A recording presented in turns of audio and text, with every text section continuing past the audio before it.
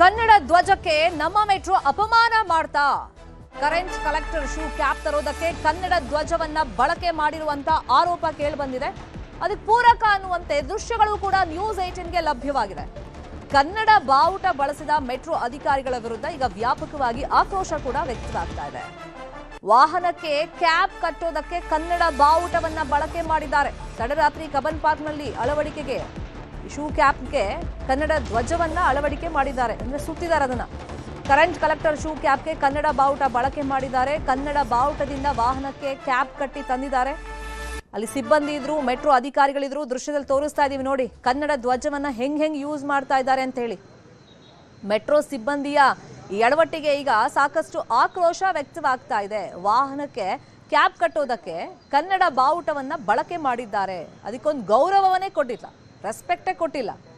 ಈಗ ಇದು ಸಾಕಷ್ಟು ಆಕ್ರೋಶಕ್ಕೆ ಕಾರಣವಾಗಿದೆ. ಒಂದಾದ್ಮೇಲೆ ಒಂದು ನಮ್ಮ ಮೆಟ್ರೋದಿಂದ ಎಡವಟ್ಟುಗಳಾಗ್ತಾ ಇದೆ. ಅದರಲ್ಲೂ ಕನ್ನಡ ಧ್ವಜಕ್ಕೆ ಈ ರೀತಿ ಅಪಮಾನ ಮಾಡಿರೋದು ನಿಜಕ್ಕೂ ಸಹಿಸೋಕೆ ಸಾಧ್ಯ ಇಲ್ಲ.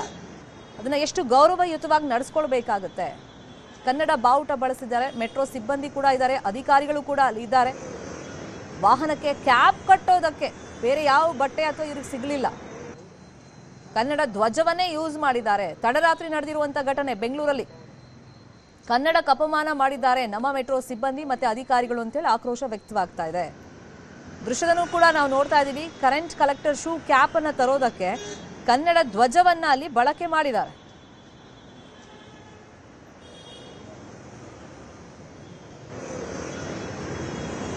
ತಡರಾತ್ರಿ ಕಬ್ಬನ್ ಪಾರ್ಕ್ ಅಲ್ಲಿ ನಡೆದಿರುವಂಥ ಘಟನೆ. ಕಬ್ಬನ್ ಪಾರ್ಕ್ನಲ್ಲಿ ಮೆಟ್ರೋಗೆ ಮತ್ತೊಂದು ಸಂಕಷ್ಟ ಈಗ ಎದುರಾಗುತ್ತಾ ನೋಡಬೇಕು. ಕನ್ನಡದ ಬಾವುಟದಿಂದ ವಾಹನಕ್ಕೆ ಕ್ಯಾಪ್ ಕಟ್ಟಿ ತಂದಿದ್ದಾರೆ ಮೆಟ್ರೋ ಸಿಬ್ಬಂದಿ ಮತ್ತೆ ಅಧಿಕಾರಿಗಳು.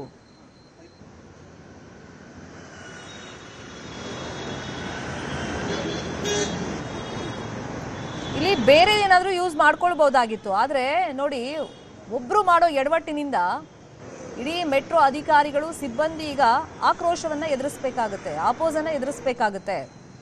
ಅಲ್ಲಿ ಯಾರು ನೋಡ್ಲಿಲ್ವಾ? ಹಂಗಾದ್ರೆ ಈ ರೀತಿ ಮಾಡಬೇಡಿ, ಧ್ವಜವನ್ನ ಕಟ್ಬೇಡಿ ಅಂತೇಳಿ ಅವಾಯ್ಡ್ ಮಾಡ್ಲಿಲ್ವಾ? ಏನೋ ಒಂದು ಸಿಕ್ತು ಧ್ವಜ, ಅದು ಯೂಸಿಗೆ ಬರುತ್ತೆ ಅಂತ ಅಲ್ಲಿ ಕಟ್ಟಿದ್ರ? ಹಂಗಾದ್ರೆ ಯಾರು ಕಟ್ಟಿದ್ದು? ಕನ್ನಡದವರೇ ಕಟ್ಟಿದ್ರ?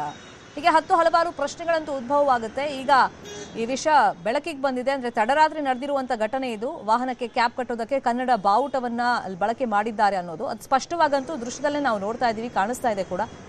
ಸೊ ಈಗ ವಿಷಯ ಬಯಲಿಗೆ ಬಂದಿರೋದ್ರಿಂದ ಕನ್ನಡ ಪರ ಹೋರಾಟಗಾರರು ಯಾವ ತರ ಇದಕ್ಕೆ ಆಕ್ರೋಶ ವ್ಯಕ್ತಪಡಿಸ್ತಾರೆ ಅನ್ನೋದನ್ನ ನೋಡಬೇಕಾಗುತ್ತೆ.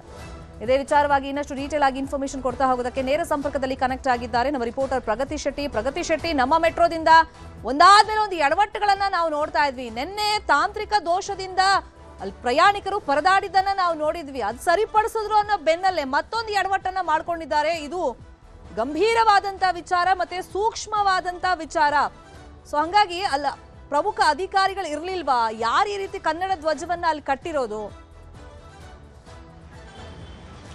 ಶರ್ಮಿತಾ ಶೆಟ್ಟಿ, ಇದ್ಯಾವುದೋ ಉತ್ತರ ಭಾರತದಲ್ಲಿ ಆ ಕಡೆ ಎಲ್ಲೋ ಕೆಲಸ ಮಾಡುವಂತಹ ಸಿಬ್ಬಂದಿಗಳಿರ್ತಾರಲ್ಲ, ಅವರು ಈ ಕರೆಂಟ್ ಕಲೆಕ್ಟರ್ ಡಿವೈಸ್ನ ಶೂ ಕ್ಯಾಪನ್ನು ಕಟ್ಟೋದಕ್ಕೆ ಕನ್ನಡದ ಬಾವುಟವನ್ನು ಬಳಕೆ ಮಾಡಿರೋದು ಗೊತ್ತಾಗ್ತಾ ಇರುವಂಥದ್ದು. ಕನ್ನಡಿಗರ ಭಾವನೆಗೆ ಈಗ ಧಕ್ಕೆ ಮಾಡಿರುವಂತಹ ವಿಚಾರಕ್ಕೆ ಸಂಬಂಧಪಟ್ಟ ಹಾಗೆ ವ್ಯಾಪಕ ಆಕ್ರೋಶ ಮತ್ತು ಟೀಕೆ ಈಗ BMRCL ವಿರುದ್ಧ ವ್ಯಕ್ತ ಆಗ್ತಾ ಇದೆ. BMRCL ಅಧಿಕಾರಿಗಳಾಗಲಿ ಅಥವಾ ಸಿಬ್ಬಂದಿಗಳಾಗಲಿ ಅವರ ಕನ್ನಡದ ಕಡೆಗಣನೆಯ ನಡೆ ಇದೇ ಮೊದಲೇನಲ್ಲ. ನೀವು ಯಾವುದಾದ್ರೂ ಒಂದು ಮಾಧ್ಯಮ ಪ್ರಕಟಣೆ ಆಗಲಿ ಅಥವಾ ಯಾವುದಾದ್ರೂ ಒಂದು ವಿಚಾರಕ್ಕೆ ಸಂಬಂಧಪಟ್ಟ ಹಾಗೆ, ಇಂಪಾರ್ಟೆಂಟ್ ವಿಷಯದ ಅಪ್ಡೇಟ್ಗೆ ಸಂಬಂಧಪಟ್ಟ ಹಾಗೆ ಅವರ ಎಕ್ಸ್ ಖಾತೆಯಲ್ಲಿ ಅವರು ಹಾಕುವಂತಹ ಪೋಸ್ಟ್ಗಳನ್ನು ಗಮನಿಸಿದ್ರೆ ಗೊತ್ತಾಗುತ್ತೆ. ಅದರಲ್ಲಿ ಹುಡುಕಿದ್ರೆ ಅದರಲ್ಲಿ ಸಾಕಷ್ಟು ತಪ್ಪುಗಳು ಸಿಗುತ್ತೆ. ಅದರಲ್ಲಿ ಸರಿ ಎಷ್ಟಿದೆ ಅಂತ ಹುಡುಕುವಂತಹ ಪರಿಸ್ಥಿತಿ ಇದೆ. ಅಂದ್ರೆ ಅಷ್ಟರ ಮಟ್ಟಿಗೆ ತಪ್ಪೇ ಸಿಗ್ತಾ ಹೋಗುತ್ತೆ ನಿಮಗೆ. ಸೊ ಅಷ್ಟು ಬ್ಲಂಡರ್ಗಳನ್ನ ಮಾಡ್ತಾರೆ. ಕನ್ನಡದ ವಿಚಾರ ಅಂತ ಬಂದಾಗ ಯಾಕೆ BMRCL ಅಧಿಕಾರಿಗಳು ಪದೇ ಪದೇ ಕಡೆಗಣನೆ ಮಾಡ್ತಾರೆ ಅನ್ನುವಂತಹ ಆಕ್ರೋಶ ಈ ಮೊದಲಿಂದಲೂ ಇತ್ತು. ಅದರ ಹೊತ್ತಿಗೆ ನಿನ್ನೆ ಸುಮಾರು ಒಂದು 6:32 ಹೊತ್ತಿಗೆ ನಮ್ಮ ಮೆಟ್ರೋ ನೇರಳೆ ಮಾರ್ಗ ಏನೋ ತಾತ್ಕಾಲಿಕವಾಗಿ ರದ್ದಾಗಿರುತ್ತೆ, ಅಂದ್ರೆ ಕೈಕೊಟ್ಟಿರುತ್ತೆ ಮೆಟ್ರೋ. ಅದರ ಒಂದು ಥರ್ಡ್ ರೈಲ್ ಸಿಸ್ಟಮ್ ಹಾಳಾಗಿರುತ್ತೆ. ಆ ಸಿಸ್ಟಮ್ನ ವ್ಯವಸ್ಥೆಯನ್ನು ಸರಿಪಡಿಸುವಂತಹ ಪ್ರಯತ್ನ ನಿರಂತರವಾಗಿ ಆಗ್ತಾ ಇರುತ್ತೆ. 10 ಗಂಟೆವರೆಗೂ ಕೂಡ ಮಾಡ್ತಾ ಇರ್ತಾರೆ. ಅದಾದ ಮೇಲೆ ಅಲ್ಲಿವರೆಗೂ ಕೂಡ ಕೆಲವೊಂದಿಷ್ಟು ಜನ ಆಫೀಸರ್ಸ್ಗಳೆಲ್ಲ ಇದ್ರು. ಬಟ್ ಅದಾದ ಮೇಲೆ ಈ ಒಂದು ಕರೆಂಟ್ ಅದಕ್ಕೆ ಸಂಬಂಧಪಟ್ಟಂತಹ ಥರ್ಡ್ ರೈಲ್ ಸಿಸ್ಟಮ್ಗೆ ಸಂಬಂಧಪಟ್ಟಂತಹ ವ್ಯವಸ್ಥೆಯನ್ನು ಪರಿಶೀಲನೆ ಮಾಡುವಾಗ ಈ ರೀತಿಯಾಗಿ ಎಡವಟ್ಟು ಮಾಡಿಕೊಂಡಿರುವಂಥದ್ದು ಬೆಳಕಿಗೆ ಬಂದಿದೆ. ಅಲ್ಲಿರುವಂತಹ ಯಾವುದೋ ಬೇರೆ ರಾಜ್ಯದ ಸಿಬ್ಬಂದಿಗಳಿಗೇನೋ ಗೊತ್ತಿಲ್ಲ, ಗೊತ್ತಿರ್ಲಿಲ್ವೋ ಅಥವಾ ಗೊತ್ತಿಲ್ಲದೆ ಇದ್ರೂ ಕೂಡ ತಪ್ಪೇ. ಯಾಕಂದ್ರೆ ಇಂಥ ಒಂದು ದೊಡ್ಡ ಎಡವಟ್ಟು ಮಾಡ್ಕೊಳ್ಬಾರ್ದು. ಆದ್ರೆ BMRCL ಅಧಿಕಾರಿಗಳು ಏನ್ ಮಾಡ್ತಾ ಇದ್ರು, ಸ್ಥಳೀಯ ಮಟ್ಟದ ತಾಂತ್ರಿಕ ಸಿಬ್ಬಂದಿಗಳು ಏನ್ ಮಾಡ್ತಾ ಇದ್ರು, ಇವರಿಗೆಲ್ಲ ಗೊತ್ತಿಲ್ವಾ ಇದು ಕನ್ನಡದ ಬಾವುಟ ಅಂತ?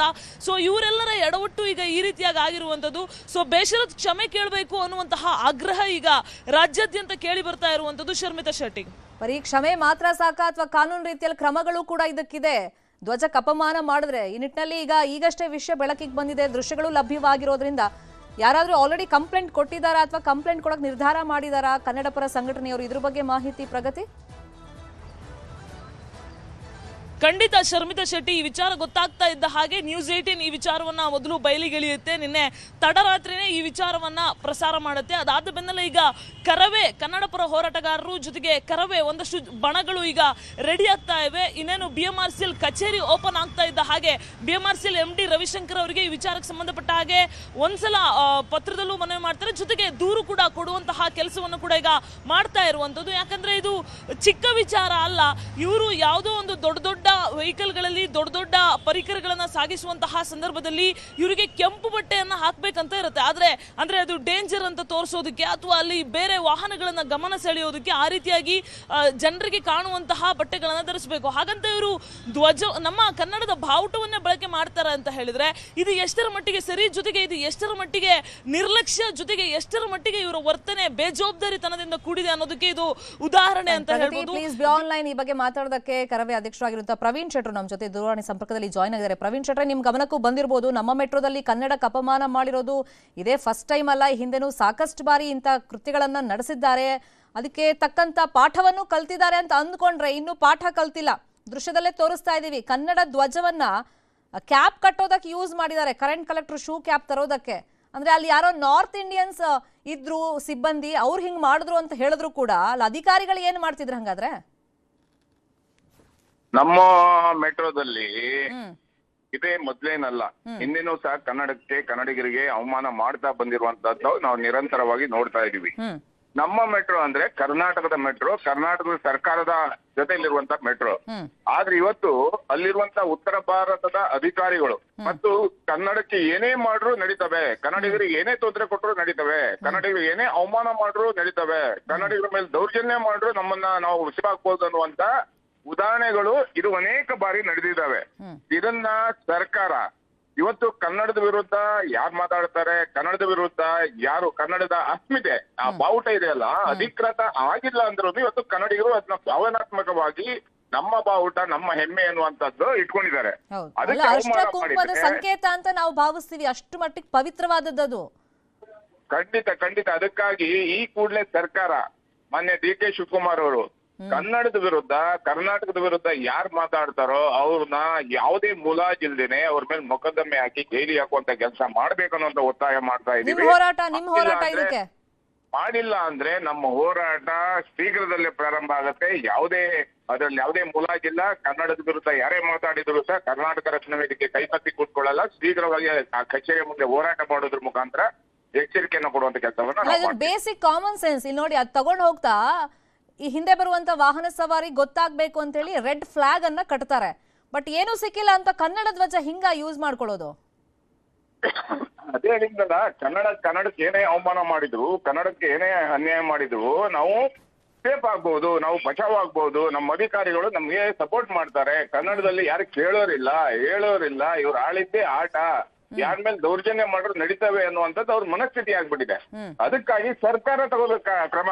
ನಮ್ಮ ಹೋರಾಟ ಇದ್ದೇ ಇರುತ್ತೆ, ಅಥವಾ ನಾವ್ ಏನ್ ಮಾಡ್ಬೇಕು ಆ ಹೋರಾಟವನ್ನ ಉಗ್ರವಾಗಿ ಮಾಡುವಂತ ಕೆಲಸವನ್ನ ನಾವು ಮಾಡ್ತೀವಿ. ಆದ್ರೆ ಸರ್ಕಾರಗಳು ಇದನ್ನ ಕಡಿವಾಣ ಹಾಕುವಂತ ಕೆಲಸವನ್ನ ಮಾಡಿಲ್ಲ ಅಂದ್ರೆ ಒಂದ್ ಕಡೆ ಬೆಳಗಾವಿಯಲ್ಲಿ, ಒಂದ್ ಕಡೆ ಕಾಸರಗೋಡಲ್ಲಿ, ಒಂದ್ ಕಡೆ ತಮಿಳುನಾಡು ಬಾರ್ಡರ್ ಅಲ್ಲಿ ನಿರಂತರವಾಗಿ ಕನ್ನಡಿಗರ ಮೇಲೆ ದಾಳಿ ದಬ್ಬಾಳಿಕೆ ನಡೀತಾ ಇರ್ತವೆ. ಫಾಲೋ ಅಪ್ ಮಾಡೋಣ, ಸರ್ಕಾರ ಏನ್ ಕ್ರಮ ಕೈಗೊಳ್ಳುತ್ತೆ ನೋಡೋಣ ಈ ವಿಷಯವಾಗಿ. Thank you Praveen ಶೆಟ್ರೆ.